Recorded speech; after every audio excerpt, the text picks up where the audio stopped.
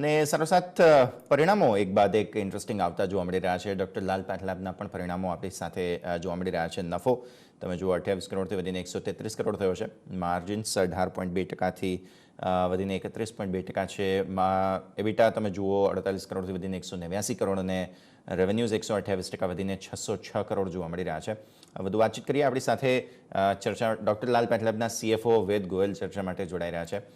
Sir जी बहुत बहुत स्वागत है आपका और गुड मॉर्निंग.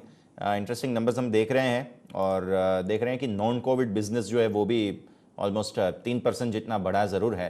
तो ओवरऑल व्यू पहले तो नंबर्स के बारे में और साथ ही साथ किस तरह से देख रहे हैं आप इस क्वार्टर को sir. Good morning Yash ji. देखिए, आपने जैसे बताया हमारी रेवेन्यू इस क्वार्टर की 607 करोड़ है टोटल, जो कि 128% की ग्रोथ के साथ। उसमें से दो बातें देखनी है। जो नॉन कोविड बिजनेस है वो हमारा 386 करोड़ है, और आपने बताया जैसे 3% की हमारी वृद्धि है सिक्वेंशियल बेसिस पे, बट अगर ईयर ऑन ईयर देखें तो काफ़ी ज़्यादा है, क्योंकि पिछले साल लो बेस था, उसका भी फ़र्क है।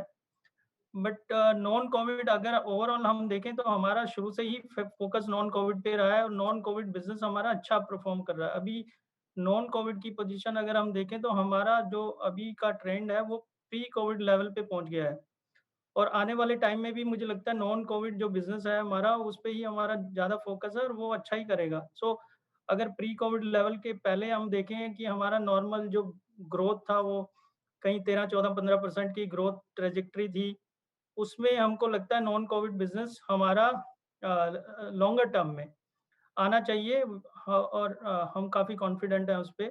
उसके ऊपर जो ये दूसरा है कोविड, कोविड जो है इसमें इस क्वार्टर में काफ़ी ज़्यादा है, हम सबको पता है हाई सर्ज था।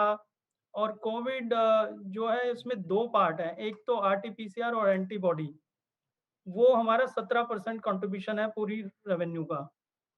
दूसरा इस बारी हमने जो देखा है, जो अलाइड टेस्ट हैं, एक तो IL-6 डी-डाइमर था, उसमें हमारा उसमें भी सर्ज है। प्लस इस बारी हमने स्पेसिफिकली देखा 2-3 जो और पैरामीटर हैं, जैसे IL-6 के और डी-डाइमर के अलावा LDH, फेरेटिन एंड CRP, ये तीनों में काफ़ी सर्ज देखा है। इनसे और टोटल मिला के हमारा करीब-करीब 36% का कंट्रीब्यूशन इसमें टोटल रेवेन्यू का कोविड एंड अलाइड, जो एक्सटेंडेड अलाइड है, उनको मिला के आया है। ओके सर, अभी जुलाई महीने में कैसा टेस्टिंग ट्रेंड चल रहा है और कोई कैपिटल रेज करने के कोई प्लान्स हैं? सो देखिए, जुलाई में हमको पता है सारा कोविड बिजनेस तो जो है वो कम हो गया है पहले से काफ़ी, एंड कोविड के ऊपर कोई बताना भी पॉसिबल नहीं है कैसे ये रहेगा, कितना रहेगा। बट नॉन कोविड बिजनेस जैसे कि मैंने बताया हमारा अपवर्ड ट्रैजेक्टरी में है, और नॉन कोविड बिजनेस हमारा सिक्वेंशली बढ़ रहा है। अगर आप Q1, Q2, Q3 और Q4 से भी कंपेयर करेंगे तो डायरेक्शनली हर क्वार्टर में हम सिक्वेंशली ग्रोथ पे हैं नॉन कोविड बिजनेस में। जहाँ तक कैपिटल रेज़ करने की बात है, तो हमारे पास ऑलरेडी प्रीति जी 1153 करोड़ रुपया अभी सरप्लस है, तो अभी हमें कोई ज़रूरत नहीं है कैश रेज़ करने की। हमारे पास सफिशिएंट मनी है अभी। कोविड के जो मार्जिन्स है उसके बारे में बात करते हैं, क्योंकि अभी रिसेंटली भी कुछ राज्यों ने जो आरटी-पीसीआर टेस्ट वगैरह जो हैं उसके प्राइसेस भी चेंज किए हैं. तो इसके मार्जिन्स के बारे में बताइए और कितनी सस्टेनेबिलिटी आगे हमें देखनी चाहिए. ये देखिए, मार्जिन्स कोविड के टेस्ट पे हम सबको पता है कि जो प्राइस हैं वो कंटिन्यूअसली ड्रॉप होते जा रहे हैं, बट मुझे लगता है अब यहाँ पे आके थोड़ा सस्टेन है ये, इससे नीचे जाना थोड़ा मुझे लगता है मुश्किल है। तो अभी कोविड की रियलाइजेशन जो पहले थी उससे बहुत कम है।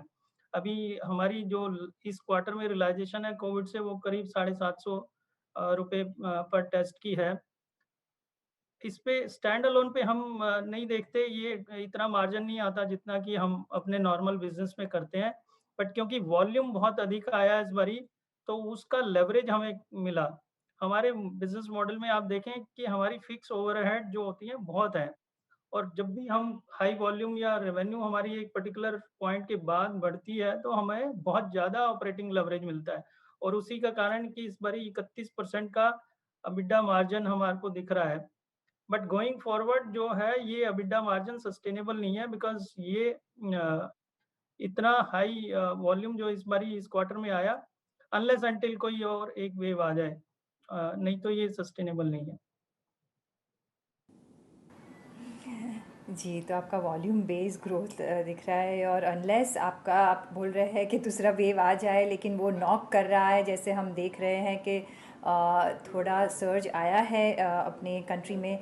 क्या प्रिपरेशन है कोविड 3 के लिए, और अगर थोड़ा रेवेन्यू गाइडेंस भी फ्यूचर के लिए दे सके तो?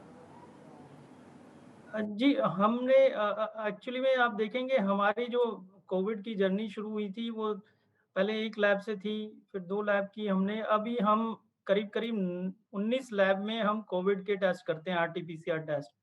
और जो कोविड एलाइड टेस्ट जो मैंने बताए आपको 5-6 टेस्ट, वो हम करीब 50 लैब में करते हैं ऑल ओवर इंडिया। तो हमारे पास सफिशिएंट कैपेसिटी है, सफिशिएंट मैनपावर हैंडलिंग कैपेसिटी है। तो अगर कोई मैं होप आशा करता हूँ कि ना आए, लेकिन अगर इन केस कोई वेव आती है, तो हम सफिशिएंटली प्रिपेयर्ड हैं उनके लिए। और जहाँ तक फ्यूचरिस्टिक की बात है, देखिए कोविड पे कमेंट करना कितना रहेगा, क्या रहेगा, वो मुश्किल है। बट जैसा कि मैंने बताया, नॉन कोविड बिज़नेस पे हमारा फ़ोकस है, और मुझे लगता है आने वाले टाइम में नॉन कोविड बिज़नेस हमारा अच्छा करेगा।